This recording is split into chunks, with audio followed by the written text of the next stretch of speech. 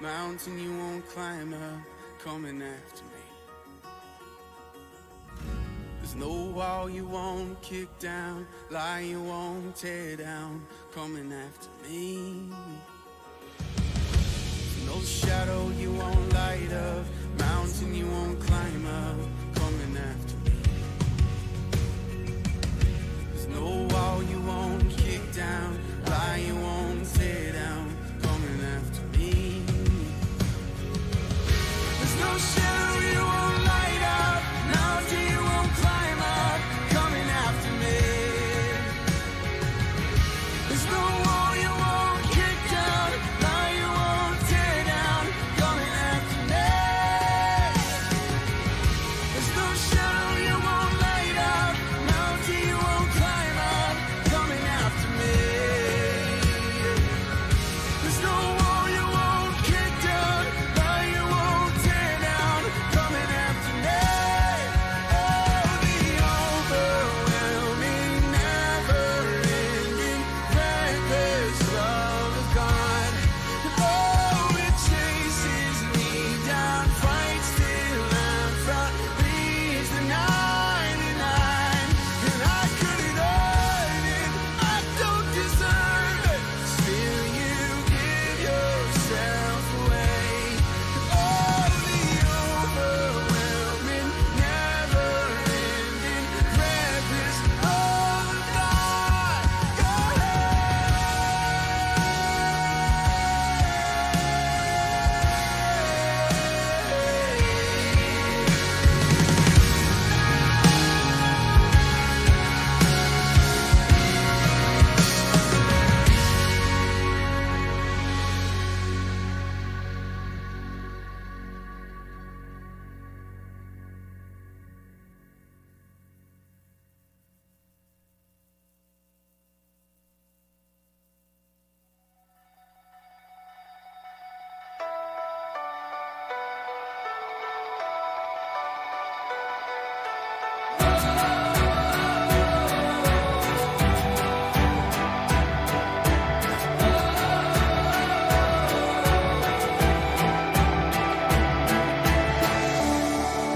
I wanna be close, close to your side.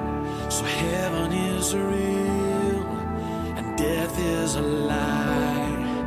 I wanna hear voices of angels above, singing as one.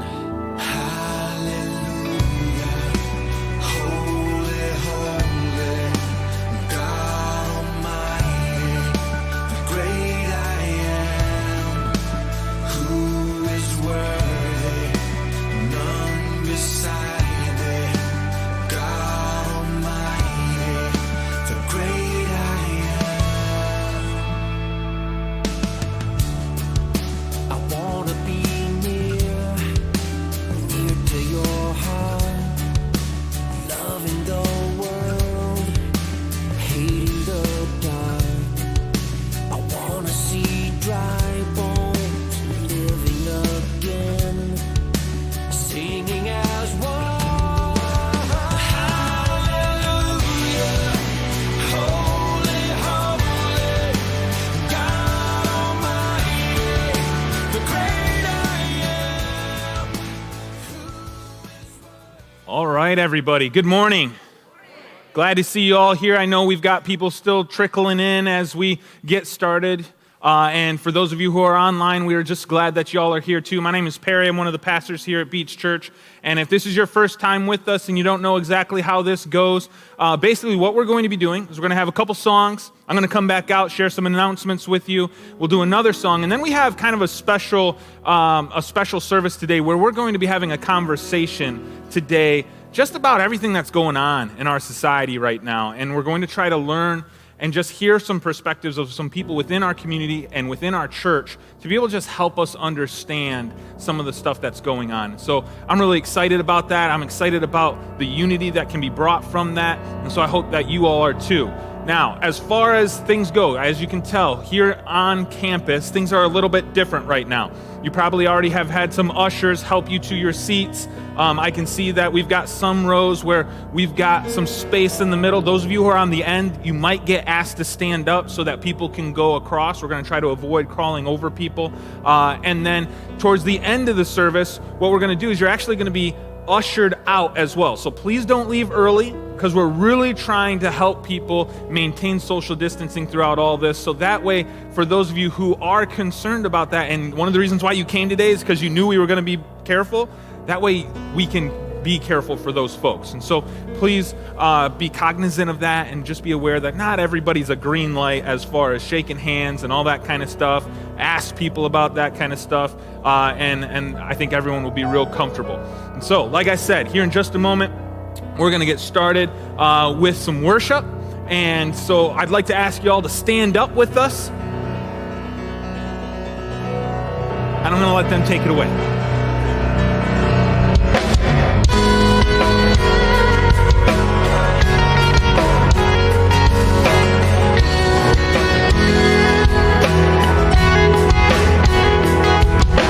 Sometimes on this journey, I get lost in my mistakes. It looks to me like weakness is a canvas for your strength. And my story isn't over, my story's just begun. Failure won't define me, 'cause that's what my Father does. Sing it with me. Yeah, failure won't define me, 'cause that's what my Father does. Ooh. Lay your burdens down. Here in the Father's house. Check your shame at the door, 'cause it ain't well anymore. Ooh, you're in the Father's house.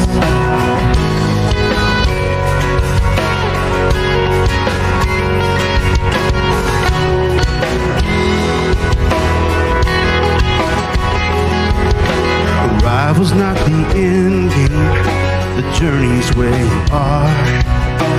Never wanted perfect, you just wanted my heart.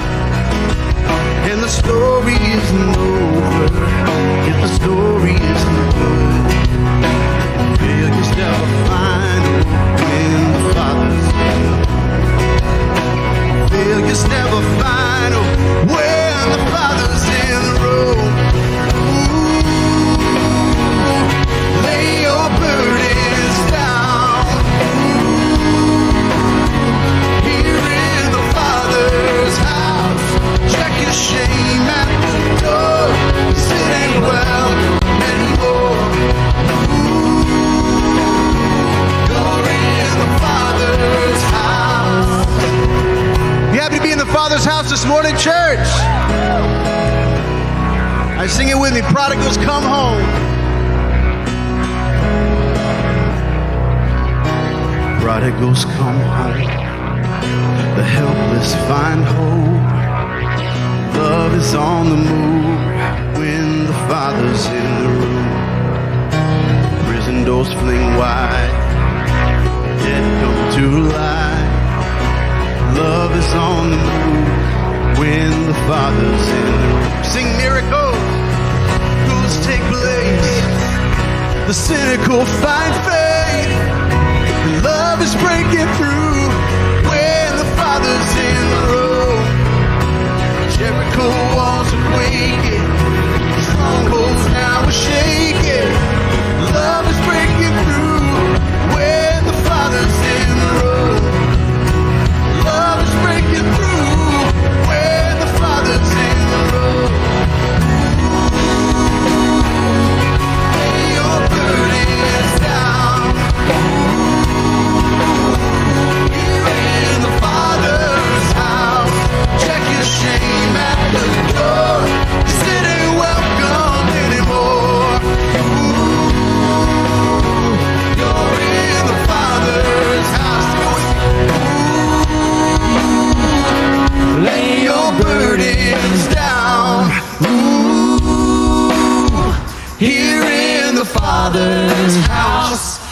your shame at the door, 'cause it ain't welcome anymore. Ooh, you're in the Father's house. Amen. Mountains are still being moved. Strongholds are still being loosed. God, we believe it. Yes, we can see that wonders are still what you do. Bodies are still being raised. Giants are still being slain. God, we believe it. Yes, we can see that wonders are still what you do. We are here for you. Come and do what you do. We are here for you. Come and do what you do. Set our hearts on you. Come and do what you do. 'Cause we need you. 'Cause we need you. And bodies are still being raised. Giants are still being slain. 'Cause God, we believe it. Yes, we can see that wonders are still what you do. We are here for you. Come and do what you do. We are here for you. Come and do what you do. Set our hearts on you. Come and do what you do. 'Cause we need you. We need you. We need you. We need you. Miracles happen when you move. Healing is coming in this room. Miracles happen when you move. Heaven is coming. Miracles happen when you move.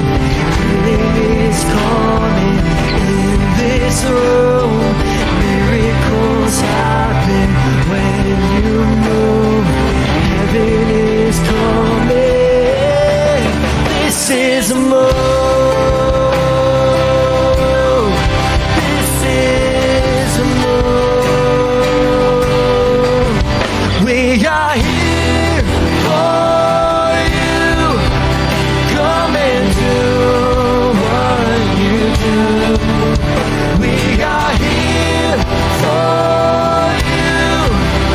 Come and do what you do. Set our hearts on you. Come and do what you do. 'Cause we need you.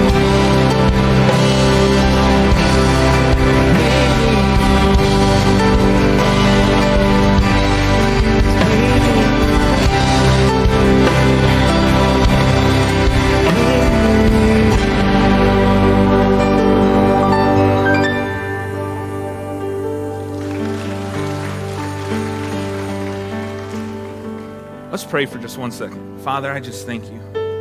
Man, God, we really do need a move from you right now. Lord, we need a move in our society with all the pain and the hurt that's happening right now. God, we need a move for what's going on with this coronavirus thing. God, we know that you are the only one who can truly intervene in all of these things. And so, God, we just ask for your blessing and your guidance and your direction in all of it.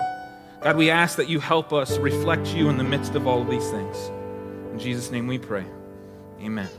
Go ahead and have a seat. So as I said before, my name is Perry. I'm one of the pastors here at Beach Church, and I just want to welcome you all here. We're so glad that you all could make it. And for those of you who are watching online, we're glad that you could make it too. And we know that we are in a weird place right now where we're doing ministry here and we're doing it there in people's homes. We're worshiping God here and worshiping God in our homes, and we're trying to connect with people here and we're trying to connect with people there. All right? And really, guys, it feels different, but it's really the way it's supposed to always have been, right? You know, we've always supposed to have been doing worship here and there, connecting with people here and there. And so there are a lot of things that feel different, but there are a lot of things that really are not that much different either. And so I'm just so excited to see all of you here at our physical location, and we are so excited that those of you who are joining online could be with us as well. And so if this is one of your first times with us, if it's your first, second, or third time with us, whether you're online or here, we would just like to encourage you to text the word CONNECT to the number 843-353-4155. All right, that's 843-353-4155. And what we want to do is we want to be able to follow up with you. We want to be able to get to know you a little bit more. And if you're here on location, we also would like to give you a gift so we can get a face with your name. So if it's your first, second, or third time, you'll just get a confirmation text. You can take it back there, let them know, and they'll just answer any questions that you might have about the church as well. And so we've got a lot of great things. And as you can tell, right now, I see all you looking at the little girl up front. Okay? It's okay. No, it's perfectly fine. Actually, you reminded me of something. We don't have children's ministry right now. So parents, it's okay. If your kids are crying a little bit, if they're talking a little bit, it's all right. We've all been there. I remember when my kids were there, okay? It's okay. Yeah, absolutely. All right, so don't feel like you're a distraction. When you feel like everyone's looking at you, they really aren't, unless they're being cute. All right, it's really, you're putting more pressure on yourself than anyone else is in the room, okay? So please, feel comfortable. I know that we've got several kids in here, and that is okay. So just want to welcome parents here as well with their kids. So now, like I said, order of service, you guys have seen some different things coming in here. Please, I just want to encourage you guys again, please wait till the end of the service when the ushers dismiss you as well. We're really trying to decrease traffic. If you're going to have conversations, try to do it outside the lobby because, again, we're trying to increase spacing and things like that. Our prayer team is not meeting in the prayer room like they normally do. They'll actually be up here at the front, here at the cross. Those of you who are watching online, you can participate in pretty much everything that we're doing here online as well. We're going to have people that are interacting with you, people who are ready to pray for you, and also just people who want to connect with you as well. And so those things we're trying to do as best we can by juggling both places as best we can. And so with all that said, we do have some things coming up, though, too. We've got a lot of great things that are coming up. In fact, we've got student ministry, youth ministry, meeting tonight at 5:30 is when the doors open. I think it officially starts at 6:30. So youth, you guys are meeting over in the other building. So you guys can get back at it if you're welcome, or if you're ready and you're comfortable to do that. And then, of course, we've got our family service. We just did our first family service last week. As I mentioned, we've got kids that are here with us. Well, on Thursday night, we got a family service where they're going to be dancing. There's going to be activities where they'll do with their families.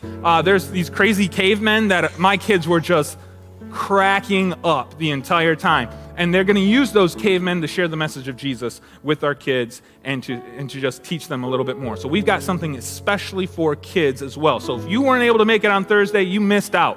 You need to come this next Thursday at 6:30. And then, of course, we also have Celebrate Recovery every Friday. That's a place for anyone who has a hurt, a habit, or a hang-up. And I'm telling you right now, we've got a lot of people who are hurting right now. There's a lot of people who are struggling. So if you haven't checked out CR, really every single one of us could do that because none of us have it all together. All right, and so that is at 7 on Friday nights as well. So those are some of the different things that we've got going on. And then finally, I would just like to invite you all to stand up again for me. We're not going to do a shake and greet, okay? I'm sorry, not yet, all right? But we are going to worship some more together.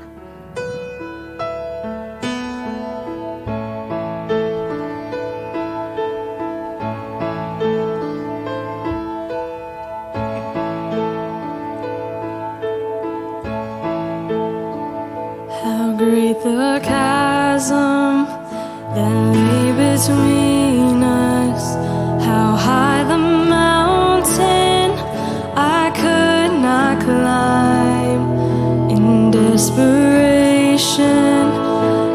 turned to heaven and spoke your name into the night. Through the darkness, your loving kindness tore through the shadows of my soul. The work is finished, the end is written.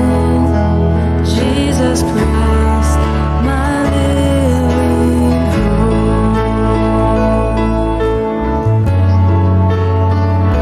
Who could imagine so great a mercy? What heart could fathom such boundless grace? The God of ages stepped down from glory to wear my sin and bear my shame. The cross is spoken, I am forgiven. The King of Kings calls me his own.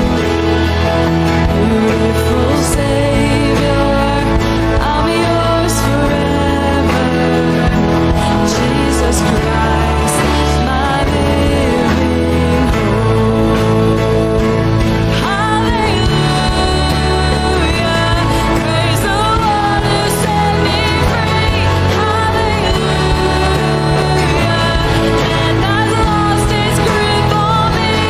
You have broken every chain. There's salvation in your name, Jesus Christ, my living hope.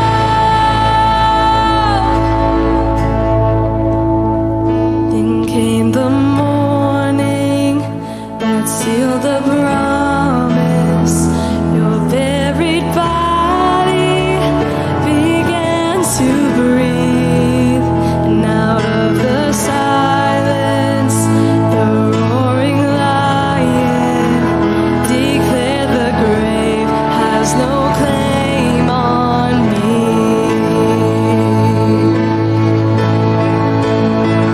Then came the morning that sealed the promise.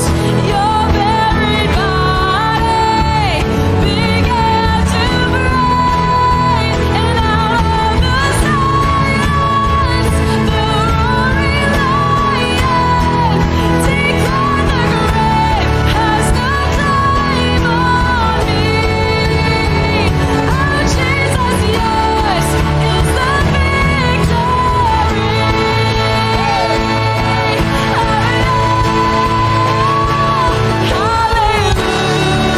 Hallelujah, praise the one who set me free. Hallelujah, and I've lost its grip on me. You have broken every chain. There's salvation in your name, Jesus Christ, my living hope. Oh, hallelujah, praise the one who set me free. Hallelujah, and I've lost its grip on me. You have broken every chain. There's salvation in your name, Jesus Christ, my living hope. Oh, Jesus Christ, my living hope.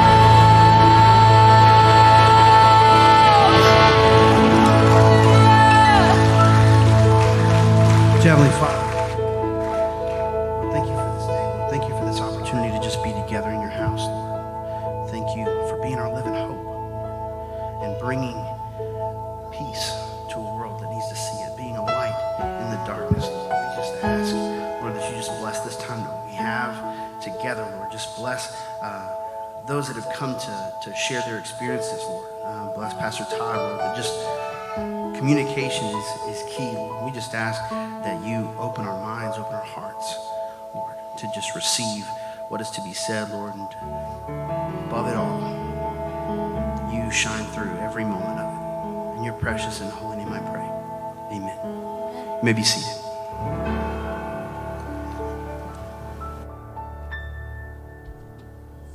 Very hard to put it into words to where, someone else may understand There's it. different cultures. It's okay. Like, we can accept each other and we can find common ground. If you have a misconception about someone, that misconception is going to continue to carry until you allow yourself to open up. We're more alike than we are different if you just take the time to get to know somebody. Escape from that closed-mindedness. It's really all about giving someone the opportunity. If we can come to a common ground, we'll see a lot of what we're seeing now cease. We want to be heard. We want to be understood more than anything. Just have that conversation, that tough conversation.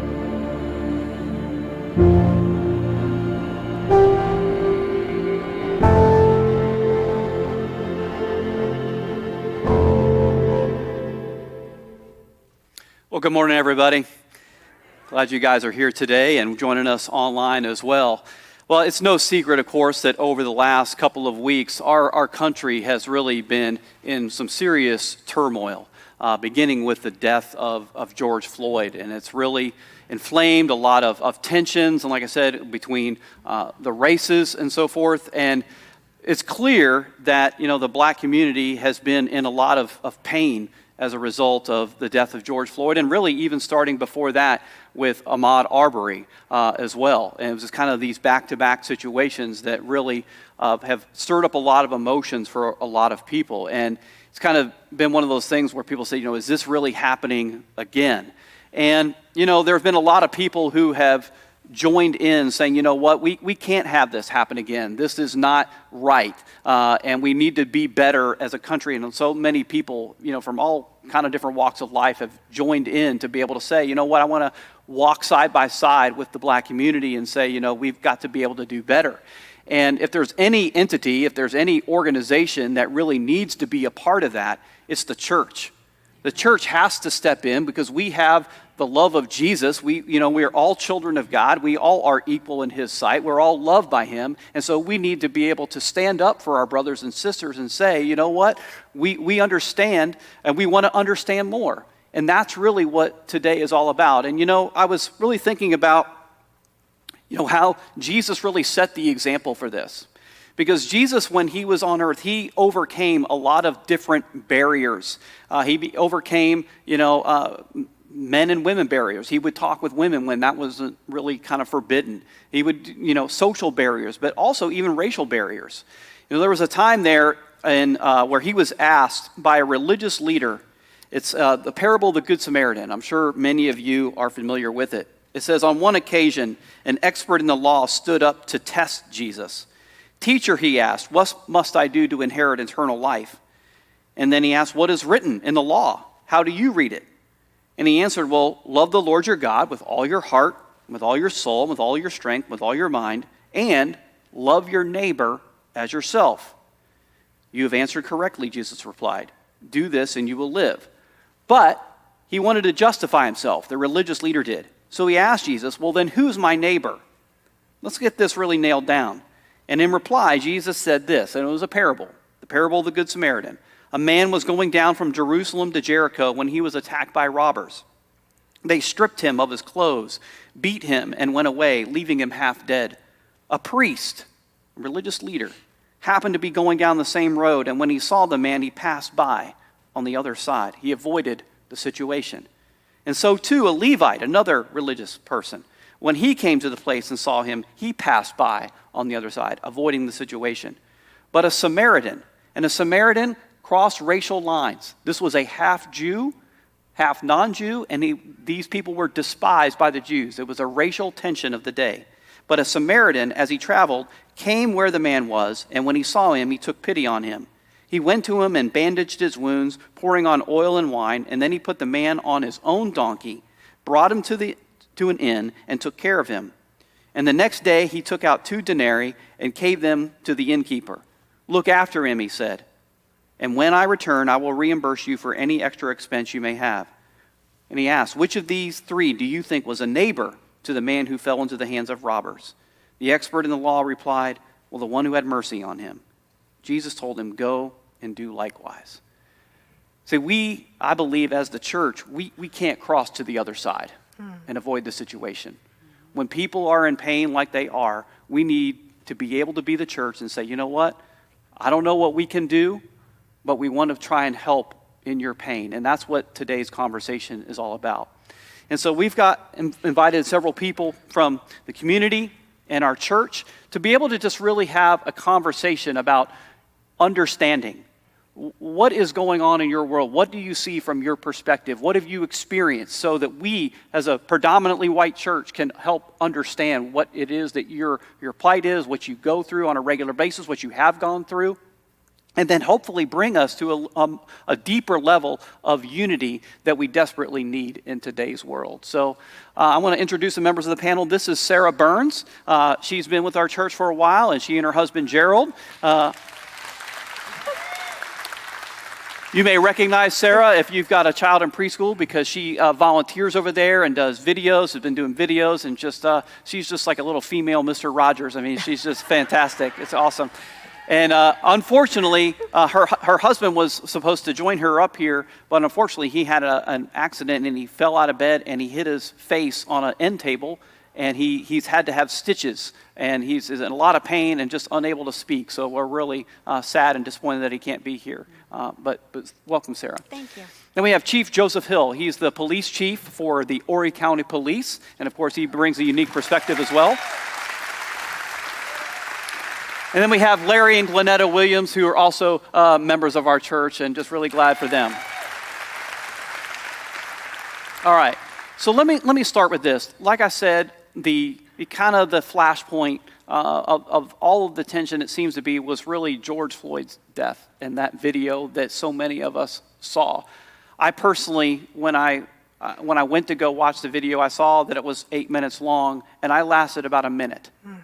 I just, knowing what was ahead and getting a feel for what that was just within the first minute, I'm like, I don't think I can watch this man die. I mean, this is not a movie. This was real life. And I couldn't believe, that, an officer was doing this, and, knowing what the end result was, and then other officers that were just watching that and knowing, that they're being filmed. I was just incredulous and just heartbroken by the whole thing. And I'm sure, you had similar emotions, but you probably had some other emotions of people of color. I would be interested to know, what were some of your reactions? So, Sarah, can we start with you?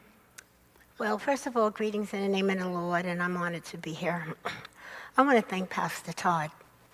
Growing up, and I'm getting my age now, in the 50s, we experienced a lot of racism. I had an incident where my parents drove me down to Little Washington, North Carolina. I was about 6.5 years old.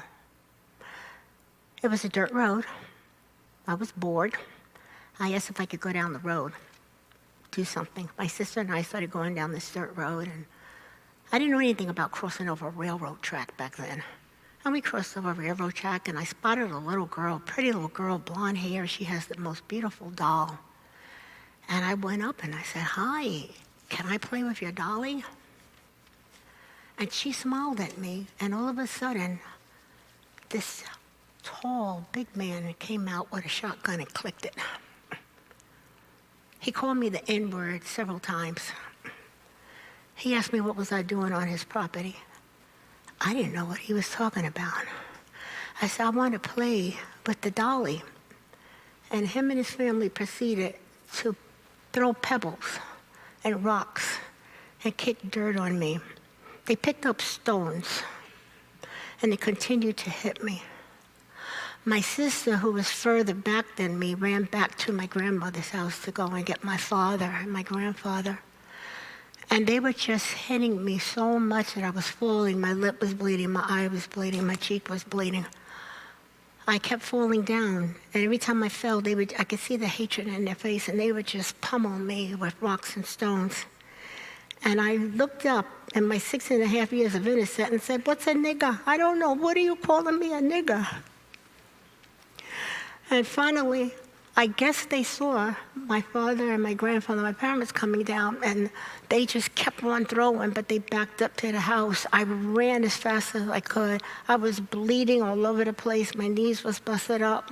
I was bruised. And I saw my father coming, and I saw him clench his fist. He's 6'2.5 feet, part Native American, part African American. And I remember my mother and my grandmother pulling him back and saying, Al, no, they'll kill you. So as I watched that video and saw this gentle giant life being snuffed out, it brought back these memories of being a 16-and-a-half-year-old girl. And the really important part is I thank God that I was born to Christian parents, because they had experienced racism as they were growing up. And on that long ride home, my father would not talk. And I kept crying. I kept saying, Daddy, I'm sorry. I thought it was my fault. I had done something wrong. And that's when they had to pull over the car and explain to me about racism and hatred. But they ended what they told me with, but you belong to God. You are a child of God, and God teaches us not to hate. We have to pray for them. We have to love them. So that's the message. It was a mixed message of being introduced to racism for the first time. But thank you, Jesus, that my mother and father were staunch believers, and they taught me not to hate. Thank you, Sarah. Chief Hill, I imagine you being a police officer and trying to uphold the law and seeing that, you probably had a mixture of emotions as well. Absolutely. The complete turmoil in my house. I have a 23-year-old son and a 28-year-old daughter who's in Germany, but we're a very close family, so we communicate. And way beyond Mr. Floyd's death, we have conversations about race in America and about law enforcement. Of course, their dad's a cop. My wife, married to me for 30 years. And I have to educate her. Thank you. She deserves the claps, trust me. But we have conversations, and she has a different opinion, and I just have to share my perspective. She's still mad at me, not mad at me personally, but mad at the situation. And since I'm a police officer, then I get a brunt of that anger. And that's what my young officers on the street are suffering from now. They had nothing to do with this. It's not their fault. And as I told them, but now it becomes our problem. So how do we bridge the gap through communities or with communities, especially communities of color, to let them know that we're here to help them, not to hurt them? I policed in Washington, D.C., and I policed in Fairfax County, Virginia, and I retired there and came down here about 3.5 years ago. And I will tell you, we are a different community than big city America. We just are. My first council meeting, when I was sworn in, they prayed and pledged allegiance before every council meeting. In Northern Virginia, absolutely. And in Northern Virginia, you couldn't do that. You were forbidden to do that. And so when I saw that, I knew I was in the right place, because this is my calling, much like the church is your calling. And I take that very seriously. The thing I would tell you, I don't want to speak too much because we want to hear from everyone else, is that I hold my officers accountable. I give them a set of rules and regulations, and we mirror what folks are talking about. No chokeholds, dignity of life, render aid, step in when you see your fellow officer doing something that's wrong. And it happens all the time that officers are coming and says, hey, so-and-so did something, I don't think it was right. So it's accountability, it is communication, and that's how we get through this. I just want you to know that your Horry County Police Department is a premier law enforcement agency, not just Horry County, along the Grand Strand. We work very closely with one another. We care, we are engaged, and we'll get through this. We just have to communicate.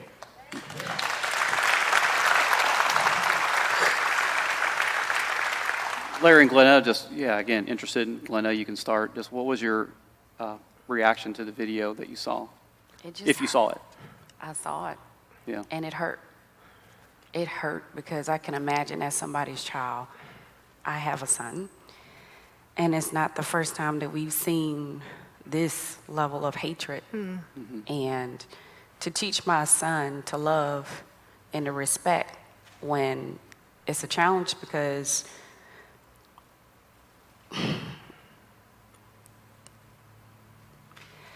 that hatred is out there, but that's not what we're teaching. That's not what we're showing. I didn't grow up with that hatred in my heart. My parents did very well growing up. They were engineers and accountants, so they grew up. My dad was a minister, is a minister. So I grew up knowing about Christ. And I'm teaching my kids to know about Christ as well, and about love and how to forgive. And I think a lot of people now, grace is not provided, even though it's needed. And so this world that we live in now is hard. It's really hard. And so to teach my son what I'm supposed to teach him, to make sure I'm not planting the wrong seeds of fear, because we're not to live in fear. Amen. That's not who we are as Christians. I will not teach him those things. I will teach him, yes, he is African American, absolutely. However, he is a child of God first. Amen. And as long as he knows that he is protected by the blood, then he's going to be fine. And so will my daughter. And that's what we teach. Yeah. Larry, and could you clarify just how old are your kids? They are 11 and 8. 8, okay. So, just watching that video, it was hard for me. It took me 3 attempts to get through the 8 minutes and 46 seconds. And, it seemed like it wasn't that long ago we were talking about Trayvon Martin. Then we talked about Philando Castile for a while. Yes. Then we talked about Sandra Bland. And, I can go on and on. Not that I fixate on it, but every time it happens and I see it happening in broad open daylight by people that look just like the people that are my neighbors, both black and white. It just hurts. I'm a veteran. I served my country. And thank you. I went to the first Gulf War, and I was put in harm's way. I didn't mind it. I was flying helicopters, and every day was a good day. I loved what I was doing. I was bought into the mission and what it meant to be there at that time. And every time I see something like this, I think about what I fought for. And now that I have a son, my son wasn't born then. What's going to be his experience? How often do we have to have these conversations about someone being killed at the hands of law enforcement, or someone going to court and not getting a fair trial just because of the color of their skin? And as I'm fighting, I'm not thinking about any of that. I'm just trying to defeat the enemy for the sake of my country. And when I see the 8 minutes and 46 seconds, I'm not mad at America. It's not America's fault that we have ignorant people. We have hateful people. I'm just not. What I would like is for Americans to stand up for what's right just as much as it hurts me. I would like for it to hurt you. Yeah. And the judge and the attorney and the police officers that watched it happen, I would like for them to feel the way I feel, not because of my race, just because I'm an American. And in this country, we're not perfect. I've been to other countries that are really not perfect. And they haven't been perfect for thousands of years, but this is home for me. Good, bad, or indifferent, I'm an American. I'm an African American. Thank you. And we're better than this. We're better than this in the streets of Minneapolis. We're better than this in Florida and Mississippi, California, Maryland, Baltimore, Maryland. We're better than this all over, and we have a constitution that says that we're better than this.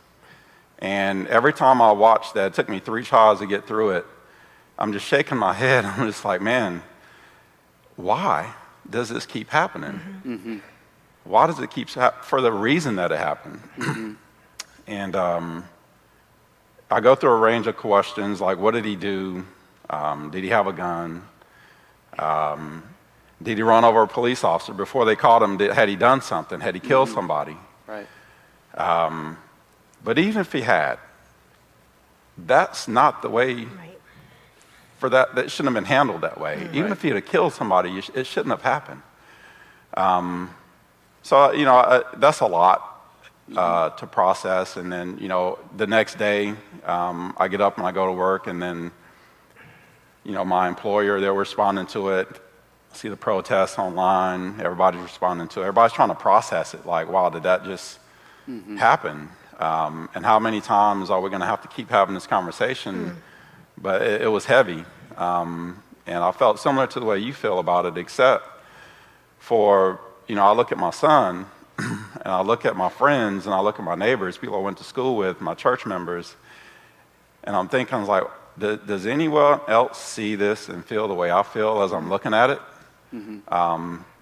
And the answer is we should, but I can't say with 100% certainty that everybody feels the same way about it when they see it as I feel, being a son to two African-American parents, a brother, a husband to this hot person here.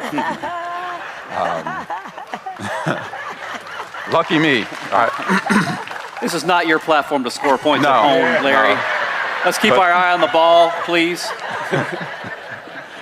A parent to two lovely kids, and I'm trying to live by example, and they see more than you think that they see. But me trying to process it all and then get on my daily life of running a business, being a good husband, being a good father, getting out playing around a golf, the images keep coming back, and I try and push them back. And I get angry, then I get confused, and then I get on with my life, and then I'll see it again. Then I get angry, then I get confused, and then I get on with my life, and then I see it again. Yeah. It'll wear you out. Yeah. So a week after that happened, we were talking about it, my wife and I, and she was asking how I was doing because we're in the process of moving. I told her, I said, I'm just tired. She's like, well, we don't have to move today. We don't have to unpack anything. And I was like, that's not what I'm tired of. Yeah. Physically, I'm good. I can go all day. But emotionally, I was just so tired a week after that. I seen it every day, talking about it, looking at the riots and looking at how people are responding and social media. I had to just disconnect from social media. It was too much. Yeah. But just watching that happen, I guess to sum it up is we're better than that as Americans. We're better than that as Christians. And even though these things happen over and over again, I'm confident that one day we'll get past this and we won't see it. I just don't know when, how long that's going to be before we have to stop seeing this. Yeah. And that's the sad part. It is sad. Yeah. And I agree. I've been drained too in watching all this. It's just emotionally, for me and my personality, it's just depleting. And much like you, it's like I can't go anywhere, it seems like, online. Whether I go to Facebook or Instagram, but then even if I go to ESPN or Bleacher Report, it's still, my normal escape routes aren't there, because it's so pervasive in our society. So yeah, I do feel like I can feel some of the pain, but I know there's the confusion or the anger that comes with your history and your background that I know I just can't relate to. There's an extra layer there, of course, of pain. And I would like to kind of touch on that because Sarah, you already talked about an incidents of racism that you had with, which is, gosh, so heartbreaking to hear that. Have there been another experience like that you've experienced? Countless. I know you were a teacher in the Bronx. Yes. Right. Yes. Yeah. Could you just share again? I just don't think people understand that things like that happen regularly. Exactly. Could you mind sharing? Well, my first job was in Corona, Queens, and there was only one other African-American teacher in that school, huge school. And I came aboard, and I remember my first introduction to the school was the principal telling me, let me tell you something, Angela Davis. For those of you who don't know who Angela Davis was, she was a pioneer back in the 60s in the black community. She wore a big afro, and She was standing up for African, well, back then we said Black Americans' rights. And he addressed me as, don't come in here with that crap, Angela Davis. So I looked at him and I said, first of all, hello. My name is Sarah Burns. I have worn my hair in an afro, but it's not an afro now. She's of light complexion, and I am very dark complexion. So we're gonna start this all over again. So he looked at me, and from that point on, every chance he got, if he saw me in the hallway by myself or whatever, he would call me, and please forgive me, but he used the N-word so much with me. You uppity N. Who do you think you are? And I said, I'm a child of God. I am protected by him. And nothing that you can say can change that I belong to God. And he got frustrated. So once again, I thank my parents for teaching me about love. I remember I was in my parents' house one day, and all of a sudden, I heard thumping on the roof. There was a one-family private house, and he was the, what do you call those things that you bash down the door? Oh, battery and Yeah, ram. and they tore down the door. And I'm sitting in the living room, and I'm like, what's going on? And they were like, get on the floor, get on the floor. They had the guns pulled. Well, they thought that my sister was a member of the Black Panther, which again was a very active group. They were the opposite of Martin Luther King. They weren't about violence, but they were more pro-action of let's get this done. And once again, God just protected us. You know, I said, I think you have the wrong address. I think you have the wrong place. And you can search the house. There's nobody here. So there's incidents like that, that, you know, no matter how educated you are, you're going to face racism. Yeah. Yeah.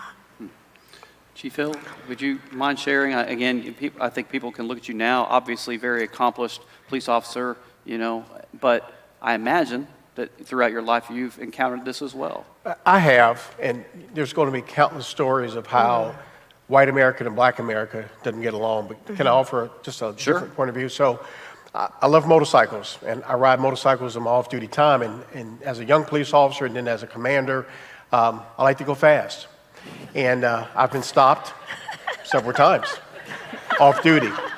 So not that I'm looking to be stopped, it's my fault, I'm speeding, but as I'm being stopped, now I'm preparing myself for a negative encounter with the profession that I love and hold dearly.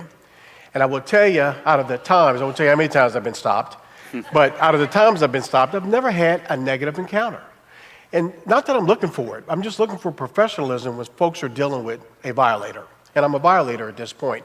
One case in point, I was in the Shenandoah Mountains, and I'm going to Tennessee from Virginia. It's a beautiful ride, it's a beautiful day, windy, twisty roads, and I'm looking at an eagle flying above, and I'm probably doing double the speed limit.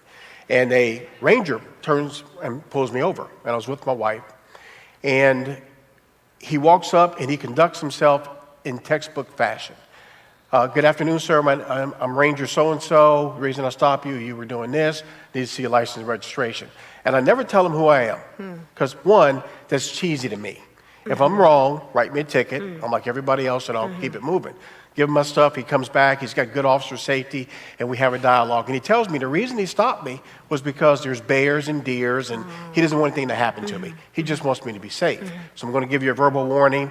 You know, enjoy the park. And then before he left, I stopped him, identified myself, and says, hey, look, do you want a job in Fairfax County? Because I need more officers like you. But unfortunately, he knew he was in heaven, and he wasn't coming to the big city. So I just kind of want to offer a counter view. I've got many, many, many stories of me traveling through Pennsylvania and West Virginia, and vast majority of those stories are very positive. I think as a country, we are a great country. Like this gentleman here, I served in the military, served in the Navy, and I've been all over the world. Thank you.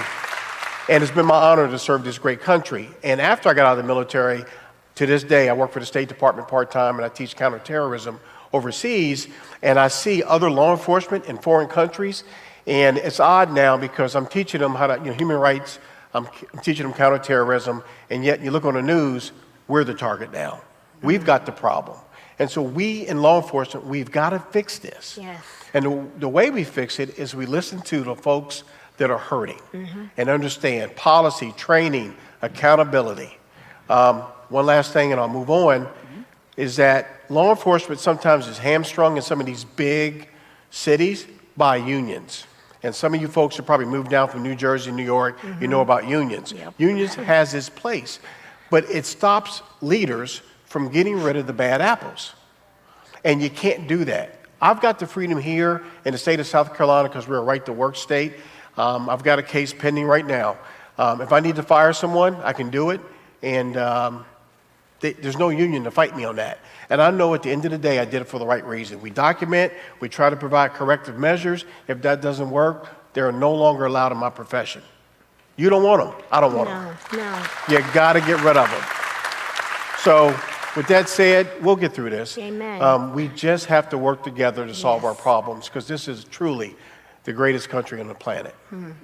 I want to get to the solution side of things, eventually, but because you just brought it up and I don't want to forget it, so the police officer that had his knee on George Floyd's neck, from what I understand, he had multiple complaints against him in the past. And I guess that was one of my questions to you is, how still a police officer? How is he still employed? Is the answer, that Minneapolis has a union, and is it kind of like, and I hate to say it this way, but, I've heard, you can't fire a government employee. It's really hard to do something like that. Yeah. Is that what's going on? And is there any way, from a legislative point of view, that we can correct that problem? Yes. So I don't know Minneapolis law, so I don't want to state that they have a union. I would suspect they do because 17.3 is too much. Right. 3 years ago, I bought a program called IA Pro, and it's a subset of a program called Blue Team. And what it does, it tracks the complaints or kudos that officers receive. So, for instance, Sarah said it. So if Sarah made a complaint against one of my officers for being rude or unprofessional, a supervisor would investigate that, document it, we would discipline that officer, and it would go into this IA Pro. After a set of 3 instances or 2 instances, depending on the severity of the complaint, a red flag would be initiated, and it would print out a report saying, you need to talk to Joe Hill because Joe Hill is out of control. And we can provide counseling because a lot of folks, cops are human. They have problems at home, they bring them to work. But we have to identify that and fix it or keep them moving. So that IA Pro prints out a warning flag. We call it a red warning for us. So we can identify those behaviors, try to correct that, try to have that person have a great career, or remove them from the career. And your second question is to unions. That's going to be a state movement. So the state's going to have to get involved and start laying out parameters so that doesn't happen again. Yeah, because I think that's where, as you guys were talking before, it just seems like, okay, well, we had Ahmaud Arbery, we had Trayvon Martin, we had these situations, and I don't know if those gentlemen had complaints against them or not, but in this case, it felt like, it could have been intervened in, ahead of time, is that somebody like a bad apple, like you talked about, just get them out of there. And because obviously, there's going to be racist cops. I mean, because there's people in the general population who are racist. But certainly, if they're going to be doing things like that, we would want to get them out. So I was curious. One last thing, and I'll be quiet. Go ahead. No, you're good. So everyone suffers from what they call implicit bias. If you've never heard that before, it's biases that we all have. It could be judging someone where they live, the clothes they wear. We just do. And it's important, and we provide training for officers to recognize we all have implicit biases. But at the end of the day, you have to check them at the door before you put on the badge and come to work. You just do. And so those biases cannot suffer or cannot surface on the job. Because if they do, you will suffer career-ending results. And law enforcement officers across the country and leaders, they look to those violations, and we don't want those folks in our profession. You don't want them servicing your community, and sometimes they squeak through the hiring process. Or somewhere along the way, they became angry or tainted or something happened to them. And if that's the case, you need to get counseling or leave the profession. Okay. Well, thank you for that perspective. Again, just going back to, what are some, unfortunate incidents that you've had that you've just felt, were racist in nature? Well, for me, it's when me and my mom were out shopping. A lot of times, you know, my dad was an engineer. He made a lot of money, and my mom did very well herself. But there are times when you go out shopping and you're at really nice stores, and me and my mom would dress a certain way, and my grandmother wouldn't.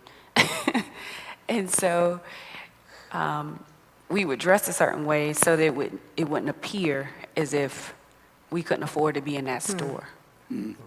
That in itself was ridiculous. We should go into the store with flip-flops and T-shirts, and it shouldn't matter, but there are times when we looked really nice. Now, we were stylish. That was our thing. So I didn't mind, because it was fun. It was something that she and I enjoyed doing, but what we didn't enjoy is when we still looked very lovely, we still were watched. And it's this creepy feeling that somebody is watching you go from row to row as if you can't afford what's on their shelf. Okay, maybe I can afford what's on the shelf, but why do you need to follow me? Right. Or come and ask me, I'll hold that for you. There was nothing wrong with my arms. I had one item in my hand, maybe two items. I was pretty strong, so it wasn't heavy. Or put it in a bag. Okay, I'll put it in a bag.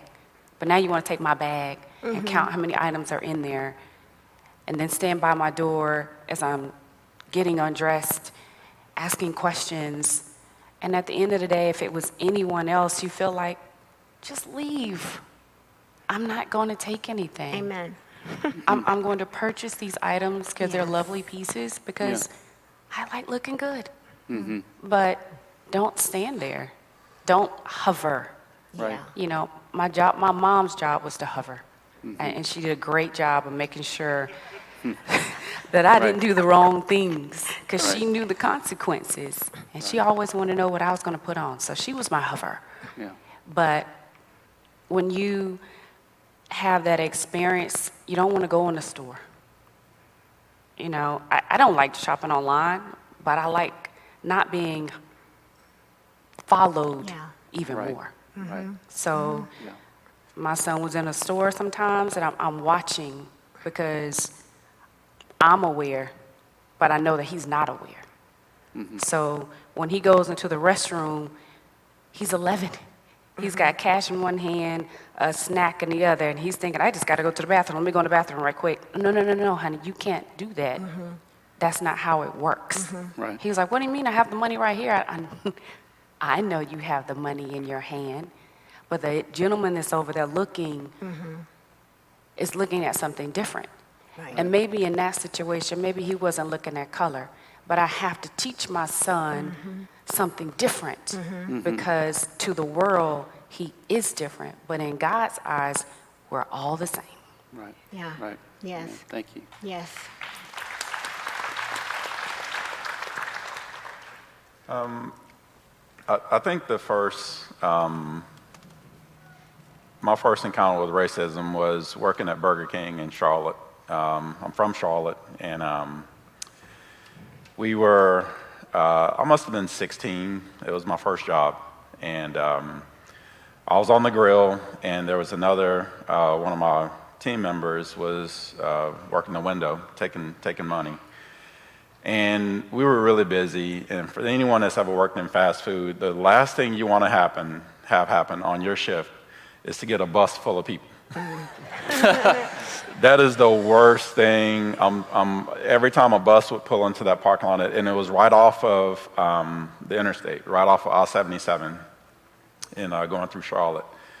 And so we were busy, and I'm overwhelmed. I can't put Whoppers on the grill fast enough. You know, then Burger King, it rolls through the grill, so you can only put a little bit on there. And she was frustrated. People were impatient because the showroom or the dining room was busy with the bus.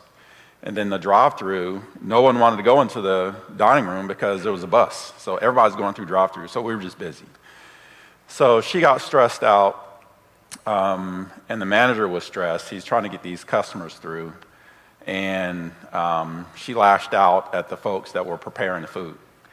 And of course, I was called the N-word and, lazy, incompetent, ignorant, things along those lines. So having my father was in the Navy, and my mom worked, kind of a factory job. She worked at Lance, where you get the cheese crackers and that, which was great. Growing up, having a mom that worked at Lance. But I'd heard about it. At that time, my dad had warned me. I knew what the word meant. It was meant to be disrespectful and incite rage. Kind of an easy, cheap, ignorant way to get someone offended, just to hurt them. So I didn't respond the right way. At the time, I wasn't 6'4", 240 like I am now. I was probably, 5'10", maybe 160 pounds. I wasn't a big guy. That's my size. So you're saying I'm not intimidating. So we kind of relate, but it hurt. And so I, in so many words, I responded and let her know I'm doing the best I can. This grill will only process burgers at a certain rate. And she had a few more choice words. So then she came and she threw, there was, by the drive-thru, you can put the cups of ice and you get the drinks just right there. So she threw ice in my face. And then she pushed me, so I pushed her back. Well, no one saw, everybody heard what she said to me, but no one saw what she did to me. They saw my reaction.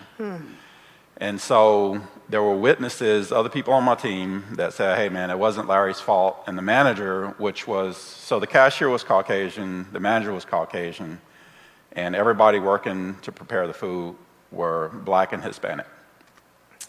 So I was told to get the H out of there, and she was allowed to continue to work.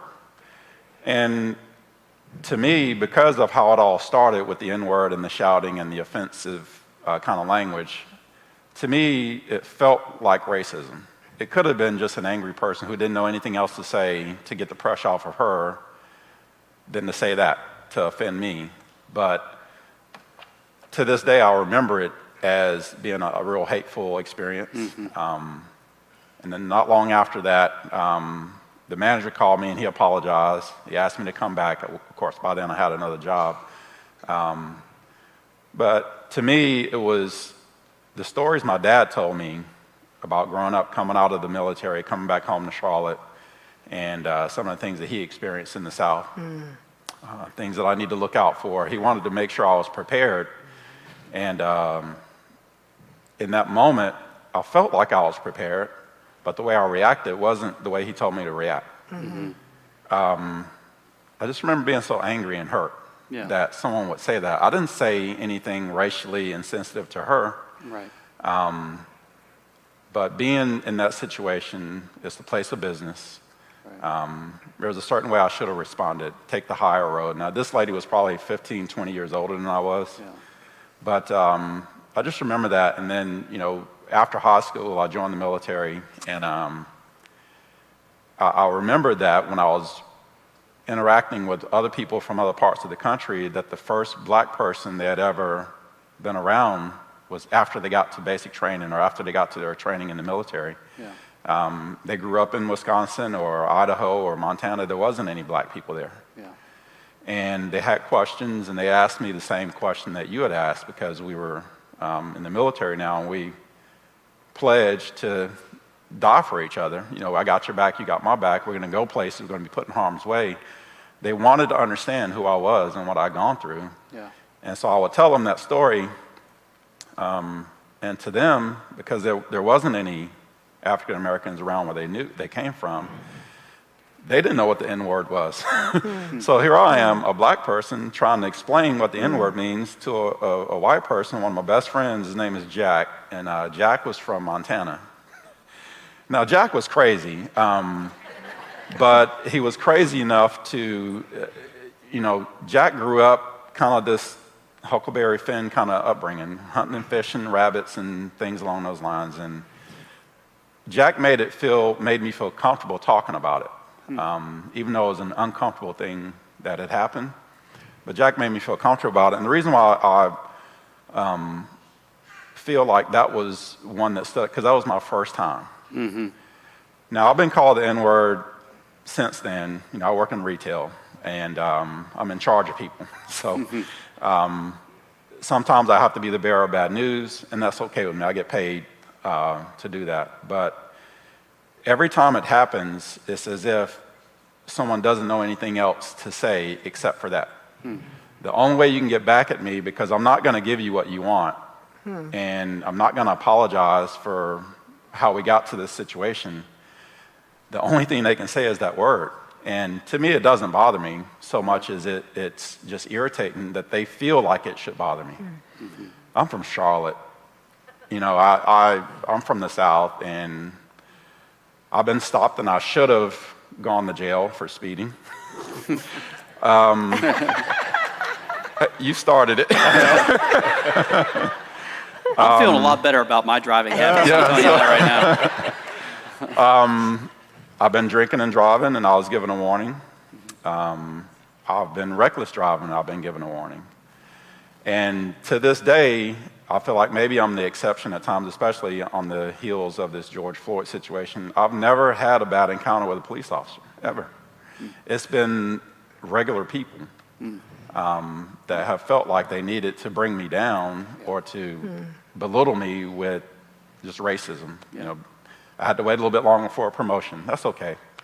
I've had to get in the back of the line where there was no line. That's okay too. I'm a Christian. You know, what I've gone through isn't as much as what Jesus went through, and I expect that as a Christian. We need to cut you off. We got the time here. I told them I would have to cut people off. I'll finish the next That's all right. And I was about to say, so here, listen, just to wrap, can we just thank the panel for being here? Stand up. Thank you. Thank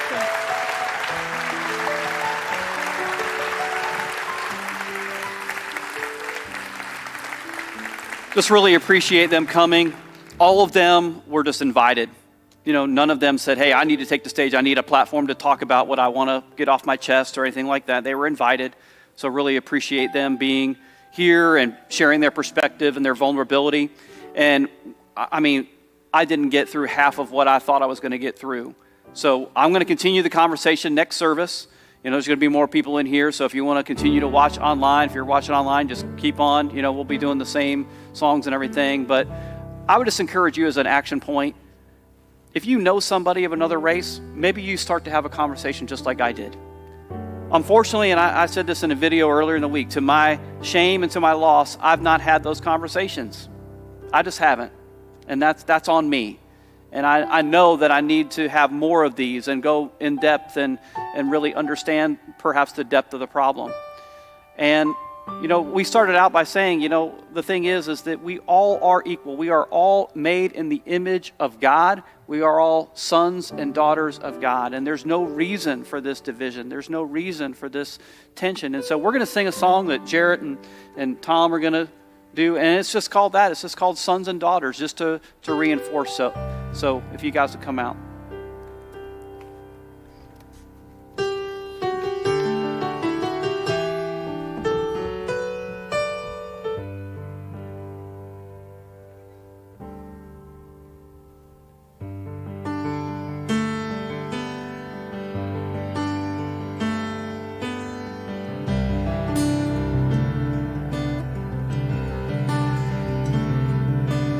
Before he spoke creation, the God of heaven knew our names.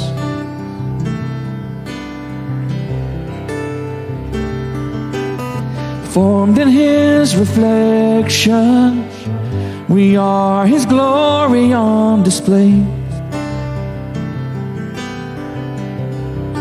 And his heart is good, he is always kind. With the cross he proved he is on my side. We are the sons, we are the daughters of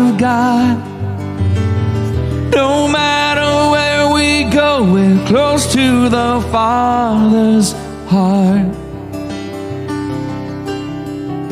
And though we stumble, He will not let us fall. We are the Lord's and He will never forsake His own. We are the sons, we are the daughters of God.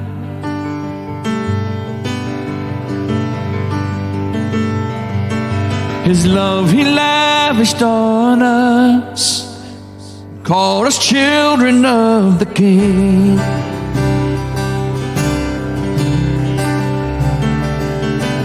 And in His loving kindness, He chose the lowly and the weak. And His heart is good, He is always kind. With the cross He proved He is on our side. We are the sons, we are the daughters of God. No matter where we go, we're close to the Father's heart. And though we stumble, He will not let us fall.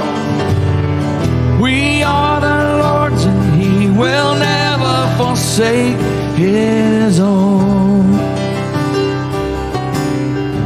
We are the sons, we are the daughters of God.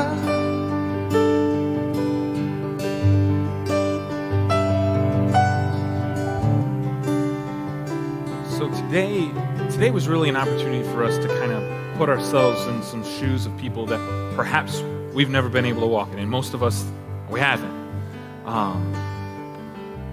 But it all falls back onto what this song is trying to tell us, that we are united. Like, we are all sons and daughters of God. And you heard that from each person up here, where it's like, man, why does it have to be this look of difference? So I'd like to ask you all to just pray with me. We want to do something together as a united body of believers, and we'd like to do the Lord's Prayer together. So we're going to do the trespasses and trespassers version, okay? Bow your heads. Our Father, who art in heaven, hallowed be thy name. Thy kingdom come, thy will be done, on earth as it is in heaven. Give us this day our daily bread, and forgive us for our trespasses, as we forgive those who trespass against us. And lead us not unto temptation, but deliver us from evil. For thine is the kingdom and the glory forever and ever. Amen. So I'd like to ask you guys to just stand and finish the song with Jared and Tom.